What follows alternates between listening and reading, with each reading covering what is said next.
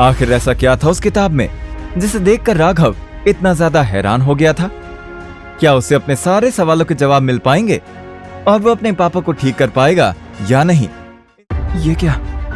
इसमें तो उसी तरह के सर्कल्स और निशान बने हैं जो हूबहू उस बॉक्स में बने हुए हैं। राघव ने सबसे पहले उस किताब पर जमी हुई धूल को हटाकर उसके फ्रंट कवर को अच्छे से साफ किया। साफ करने पर देखा कि उस किताब पर लिखा हुआ था the curse of blood moon. किताब के शुरुआती पन्नों में ब्लड मून के बारे में ही लिखा था। ब्लड मून सदियों में होने वाली दुर्लभ घटना है। ये घटना जब भी होती है तो अपने साथ अभिशाप भी लेकर आती है। इस अभिशाप का शिकार वही होता है जिसके अंदर सुनहरी विद्या के गुण होते हैं।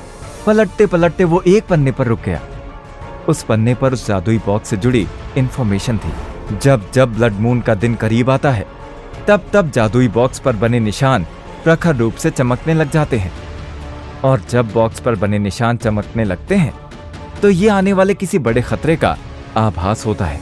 राघव ने जब पन्ने पर लिखी बात को पढ़ा तो उसने झल्लाते हुए कहा, मैं आने वाले खतरे से बचूंगा कैसे? इस किताब में उस खतरे से बचने का कोई जिक्र ही नहीं है। राघव ने जब एक दो पन्ने और पलटे तो उसने जो इन्फॉर्मेशन आगे पढ़ी उसे पढ़कर उसके हाव भाव ही बदल गए। उस जादुई बॉक्स को खोलने के लिए उस बॉक्स पर बने चाबी के निशान का प्रयोग करना होगा, और उस बॉक्स के खुलने के बाद उसमें एक ऋषि द्वारा लिखे निर्देश मिलेंगे। इन्हीं ऋषि ने सुनहरी विद्या की खोज की थी। उन निर्देशों का पालन करके ही सुनहरी विद्या को पूरा करके उस पर नियंत्रण किया जा सकता है। पढ़ने के बाद राघव ने खुद से कहा, चाबी? अब ये चाबी कहां से मिलेगी? राघव ने अपनी घड़ी में टाइम देखा। टाइम ज्यादा हो चुका था। एक काम करता हूं, इस किताब को अपने साथ ले जाता हूं और क्लिनिक जाकर इसे आराम से पढ़ता हूं। लाइब्रेरी से निकलकर राघव जैसे ही क्लिनिक पहुंचा, वहां वो गीता और प्रीति को देखकर हैरान था। प्रीति ने ताने मारते हुए कहा, देख रही मम्मी आप सो कॉल्ड डॉक्टर राघव की क्लिनिक का हाल? यहाँ पर सिर्फ खाली बैठकर मक्खी ही मारी जा सकती है। आप दोनों मुझे यहाँ ताने मारने आई हैं? अगर ऐसा ही है तो आपकी ये फालतू बकवास सुनने के लिए मेरे पास टाइम नहीं है। तुम्हें आज घर आना होगा। घर आकर तुम्हें पता चलेगा कि हम लोग यहाँ आए क्यों हैं। आज तुम्हारे असली बॉस घर लौट रहे हैं, वही तुमसे मिलना चाहते हैं। फिर प्रीति ने कहा, पापा आज ही वापस आए हैं और आते ही सबसे पहले उन्हें तुमसे ही मिलना था। जब उसने सुना कि अतुल अग्रवाल उससे मिलना चाह रहे हैं तो वो उनसे मिलने के लिए तैयार हो गया। राघव गीता और प्रीति के साथ जाने लग गया। राघव ने जैसे अग्रवाल मैंशन में कदम रखा तो उसने देखा कि अतुल अग्रवाल सोफे पर बैठे हुए थे और उनके इर्द गिर्द ईशा और स्नेहा हंस हंसकर बातें कर रही थी। अरे राघव, आओ आओ, मैं कब से तुम्हारा ही वेट कर रहा था। राघव ने अतुल अग्रवाल को ग्रीट किया। वो अंकल, आपने मुझे बुलाया था? हाँ, गीता मुझे बता रही थी कि तुमने कुछ क्लिनिक स्टार्ट की है।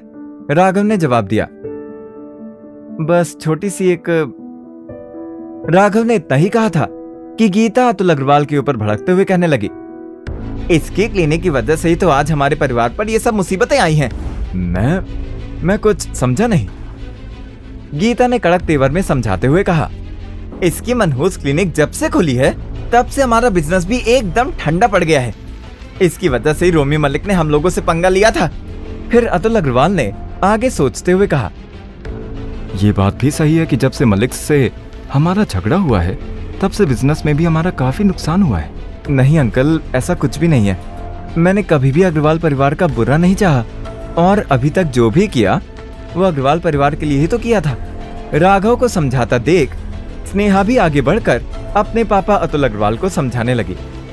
पापा, राघव सही कह रहे हैं।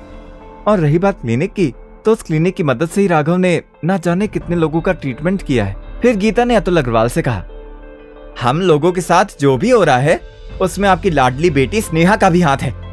इसकी वजह से हमें इस राघव को भी बर्दाश्त करना पड़ रहा है।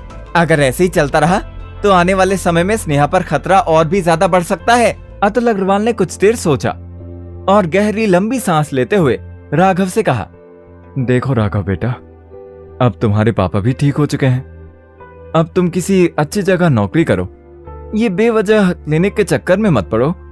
अगर तुम चाहो तो मैं अपने एक दोस्त से बात करके तुम्हें एक अच्छी नौकरी दिलवा सकता हूँ। अतुल अग्रवाल की बात सुनकर राघव शॉक्ड हो गया। उसे यकीन ही नहीं हुआ कि अतुल अग्रवाल गीता और प्रीति की बातों में आ जाएंगे?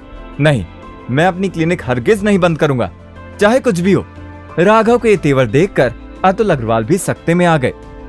राघव उनके सामने इस तरह से बात करेगा, इसकी कल्पना उन्होंने नहीं की थी। तो ठीक है, अगर तुमने क्लिनिक नहीं बंद करने का फैसला लिया है तो फिर तुम्हें स्नेहा को डिवोर्स देना होगा।